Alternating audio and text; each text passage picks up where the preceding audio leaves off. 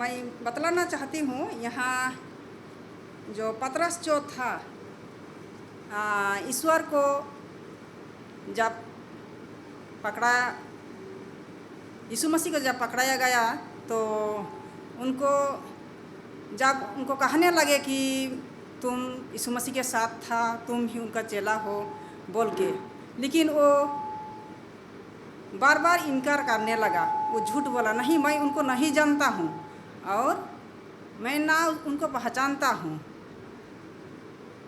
कहने लगा। लेकिन फिर भी जो लोग उनको देखे थे यीशु मसीह के साथ, उन्होंने कहने लगे आप भी थे। तो यीशु मसीह ने उनको पहले ही कहा था कि मैं जब पकड़ा जाऊंगा और उस टाइम तुम लोग मुझे इनकार करोगे। और पतरस ने कहा था हरगिज़ नहीं, मैं ऐसा कभी नहीं कहूँगा, मैं मरते दम तक आपको याद रखूँगा कहता है। लेकिन जब उनको कहा गया कि तुम यीशु मसीह के चेले हो, तुम उनके साथ था, लेकिन वो बार बार इनकार किया। बाद में यीशु मसीह जब और उसी टाइम मुर्गा जब बाग दी, उस टाइम वो उसको याद हुआ और यीशु मसीह पहले ही कहा था तुम मुर्गा बांगने के उसी समय मुर्गा भी बांग देगी और तुम मुझे 3 बार इनकार करेगा। और उसको इन बातों पर याद हुआ और वो बहुत ज़ोर से रोया।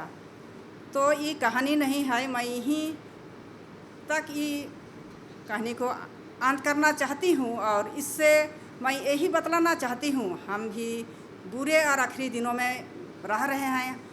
हम लोगों के लिए भी, हम लोगों के सामने भी बहुत तरह की समस्या मुसीबत आ सकती है। लेकिन उस समय हम भी इस तरह ना कहे मैं नहीं जानता हूँ और नहीं पहचानता हूँ। हम जो सच्चाई में हैं, जो सच्चाई में चलते हैं, तो उसी में हमें अड़े रहना है। हम कभी नहीं कहना है कि मैं इस धर्म के नहीं हूँ, मैं इस धर्म को नहीं पहचानता हूँ।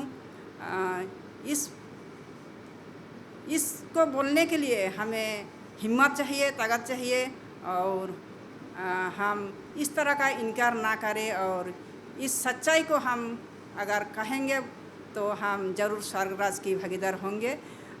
मैं इतना ही कहकर अंत करना चाहूँगी। आज की फ्यूचर टॉक के लिए हम हमेशा सच को कहेंगे, हम झूठ नहीं बोलेंगे। धन्यवाद।